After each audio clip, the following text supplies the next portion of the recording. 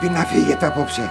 Θα τον συνάβει ο χωροφύλακας το πρωί. Πατέρα, είμαστε έτοιμοι. Να προλάβετε το πλοίο. Παπά, εγώ θα φύγω.